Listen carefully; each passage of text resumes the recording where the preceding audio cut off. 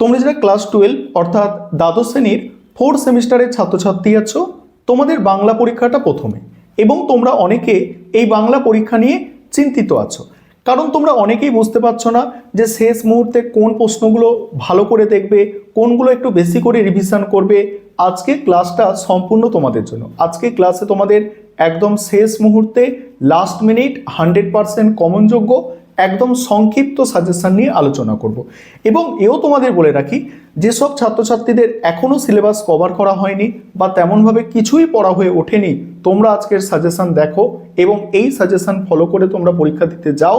দেখবে তোমরা এই শেষ মুহূর্তের প্রস্তুতিতে অন্যদের থেকে তোমরা এগিয়ে থাকতে পারবে।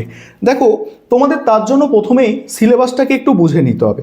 তোমাদের সিলেবাসে গল্প আছে, কবিতা আছে, নাটক আছে, পূর্ণাঙ্গ সহায়ক গ্রন্থ আছে, বাংলা শিল্প সাহিত্য ও সংস্কৃতির ইতিহাস, এবং শেষে 10 নম্বরের প্রবন্ধ রচনা আছে।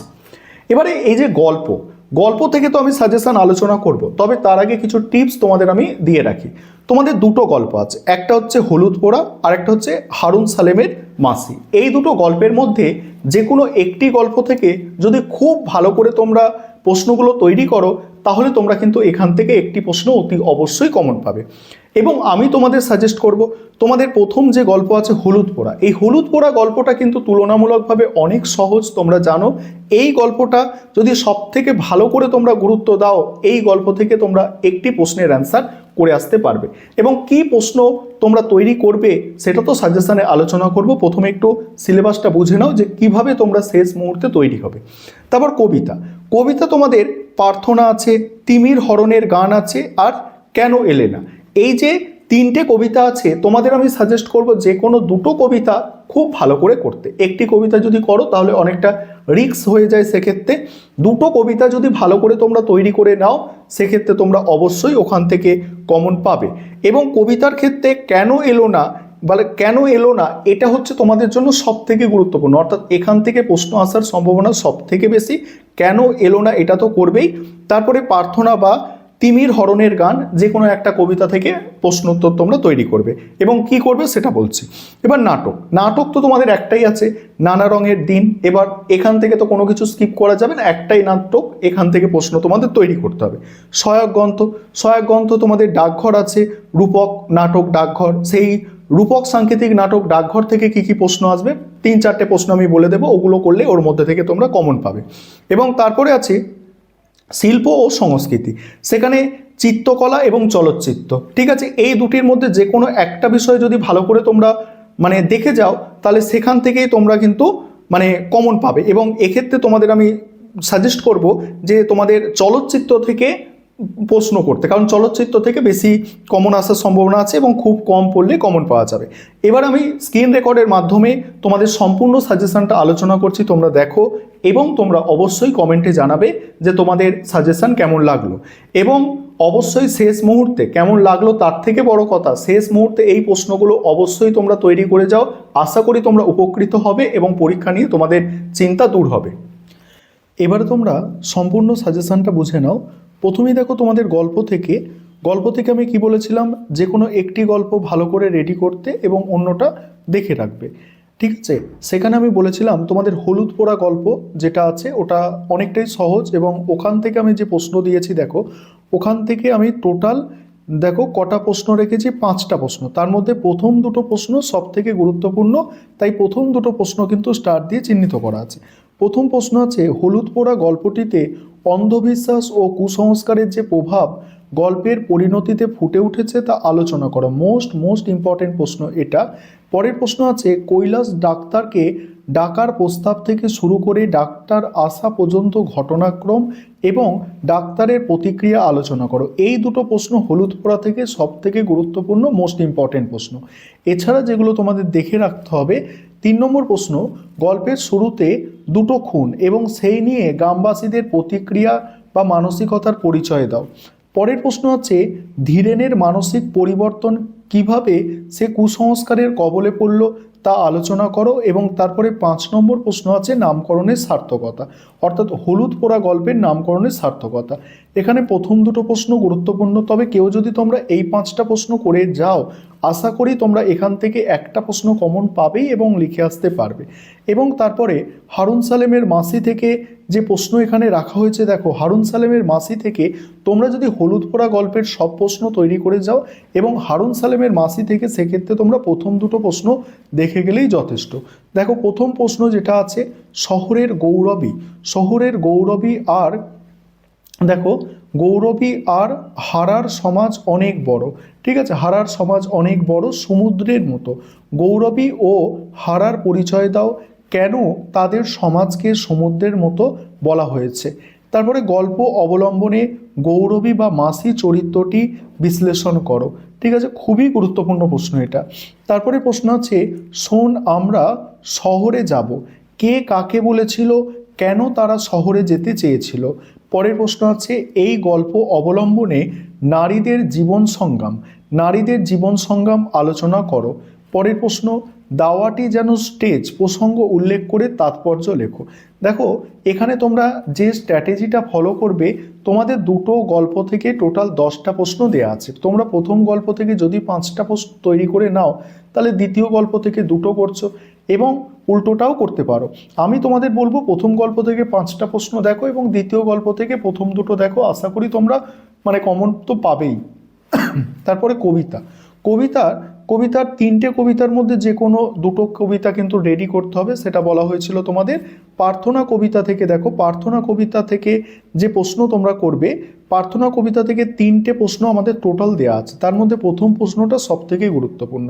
প্রথম প্রশ্ন কি, ভারতের সেই স্বর্গে কর জাগরিত, ভারতের সেই স্বর্গে কর জাগরিত কবি ভারতকে কেমন স্বর্গে জাগরিত করতে চেয়েছেন, কবিতার বিষয়বস্তু বা স্বদেশ প্রেমের পরিচয় দাও।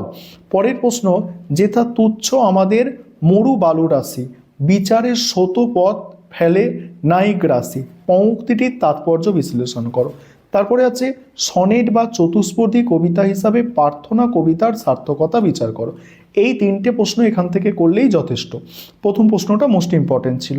তারপরে শক্তি চট্টোপাধ্যায়ের কেন এলো না, এই কবিতা থেকে কি করবে, এই কবিতা থেকে মোস্ট ইম্পর্টেন্ট প্রশ্ন প্রথম দুটো, ঠিক আছে, মোস্ট ইম্পর্টেন্ট প্রশ্ন। মৃত্যু পাশ কাটিয়ে বাবা এলো ছেলে এলো না, এই পংক্তিটির তাৎপর্য বা মর্মার্থ লেখো, বা বাবা ছেলের ফিরে আসা না আসার বৈপরীত্য। দ্বিতীয় প্রশ্ন, কেন এলো না কবিতায় সমকালীন সমাজ, মধ্যবিত্ত মানসিকতা এবং যন্ত্রণার যে ছবি ফুটে উঠেছে তা আলোচনা করো। এবং তৃতীয় প্রশ্ন, নামকরণের সার্থকতা। তোমাদের বলবো এই কেন এলো না থেকে প্রশ্ন অবশ্যই তোমরা করবে। কি বললাম, কেন এলো না থেকে প্রশ্ন অবশ্যই তোমরা করবে, এটা তোমরা কম্পালসারি ধরে নাও, এটা করছোই। এবং আরও যে দুটো কবিতা আছে সেই দুটো কবিতার মধ্যে থেকে একটা কবিতা করবে যেটা ভালো লাগে এবং আরেকটি তোমরা স্কিপ করে দিতে পারো। এখানে দেখো তিমির হরণের গান, তিমির হরণের গানে প্রথম যে প্রশ্ন, মোস্ট ইম্পর্টেন্ট প্রশ্ন, এটা আসার সম্ভাবনা কিন্তু প্রায় 80 to 90% আছে। এই প্রশ্নটা পরীক্ষায় আসার সম্ভাবনা। কি প্রশ্নটা, কবি কেন নিজেকে তিমির বিলাসী না হয়ে তিমির বিনাশী হতে চেয়েছেন, কবিতার প্রেক্ষাপট সহ আলোচনা করো। তারপরে আছে ওভারব্রিজে ওঠা মানুষদের বর্ণনা এবং কবির ব্যক্তিগত জীবন যন্ত্রণা কিভাবে মিশেছে তা লেখো। তারপরে নাটক থেকে দেখো, নাটক থেকে কি, নাটক থেকে আছে নানা রঙের দিন, ঠিক আছে, নাটক তোমাদের আছে যেটা নানা রঙের দিন, অজিতেশ বন্দ্যোপাধ্যায়ের লেখা। সেখানে যে প্রশ্নগুলো তোমরা করবে দেখে নাও। প্রথম প্রশ্ন আছে, যারা বলে নাট্যাভিনয় একটি পবিত্র শিল্প তারা সব গাধা, বক্তাকে কেন তিনি এমন সিদ্ধান্তে পৌঁছেছিলেন, অথবা পাবলিক সম্পর্কে রজনীর তিক্ত অভিজ্ঞতা। মোস্ট ইম্পর্টেন্ট প্রশ্ন। পরের প্রশ্ন আছে, নানা রঙের দিন নাটক অবলম্বনে রজনীকান্ত চট্টোপাধ্যায়ের চরিত্র বিশ্লেষণ করো। পরের প্রশ্ন হচ্ছে, আমি রোজ লুকিয়ে লুকিয়ে গ্রিন রুমে ঘুমাই চাটুর্যে মশাই, বক্তাকে তিনি কেন গ্রিন রুমে ঘুমান তার নিঃসঙ্গ জীবনের পরিচয় দাও। এই প্রথম তিনটে প্রশ্ন হচ্ছে তোমাদের জন্য সব থেকে গুরুত্বপূর্ণ প্রশ্ন। তারপরে প্রশ্ন আছে, এই তো জীবনের সত্যকালীনাথ বক্তা জীবনের কোন সত্য উপলব্ধি করেছেন। তারপরে আছে, নাটকের শুরুতে মঞ্চ সজ্জার বর্ণনা ও ও নামকরণের সার্থকতা। মোস্ট ইম্পর্টেন্ট এই 5টি প্রশ্ন, ঠিক আছে। 5টা প্রশ্ন এখানে আছে, তার মধ্যে প্রথম 3টে প্রশ্ন সব থেকে গুরুত্বপূর্ণ। প্রথম 3টে প্রশ্ন তোমরা অবশ্যই দেখে যাবে এবং পারলে বাকি 2টো প্রশ্ন একটু দেখে যেতে পারো। তারপরে তোমাদের পূর্ণাঙ্গ সহায়ক গ্রন্থ যেটা ডাকঘর, এই ডাকঘর গল্প থেকে গল্প থেকে কি করবে তোমরা দেখে নাও। রবীন্দ্রনাথ ঠাকুরের যেটা আছে, প্রথম প্রশ্ন সাংকেতিক বা প্রতীকী নাটক হিসাবে ডাকঘর নাটকের সার্থকতা বিচার করো। এই ডাকঘর নাটক থেকে কি করতে হবে, তোমাদের সার্থকতা বিচার করতে হবে, নাটকের সার্থকতা, নামকরণের সার্থকতা বিচার করো, ঠিক আছে। দ্বিতীয় প্রশ্ন অমলের চরিত্র আলোচনা করো। এই 2টো প্রশ্ন মোস্ট ইম্পর্টেন্ট এবং এই 2টো প্রশ্নের মধ্যে থেকে একটি প্রশ্ন আসার সম্ভাবনা অনেক অনেক বেশি আছে। এছাড়া দেখো ইম্পর্টেন্ট প্রশ্ন যেগুলো স্টার দেওয়া আছে, সে ভারী আশ্চর্য জায়গা, এখানে কি বলছে দেখো, কঞ্চদ্বীপ বা ওই আশ্চর্য জায়গার বর্ণনা দাও। নেক্সট আছে প্রদীপের আলো নিভিয়ে দাও, এখন আকাশের তারাটি থেকে আলো আসুক, বক্তাকে এই উক্তির গূঢ় তাৎপর্য ব্যাখ্যা করো। তারপরে ঠাকুরদার চরিত্র এবং অমলের সাথে তার সম্পর্ক। নেক্সট অমলের সাথে দইওয়ালা, ছেলের দল বা মোড়লের কথোপকথন, ঠিক আছে।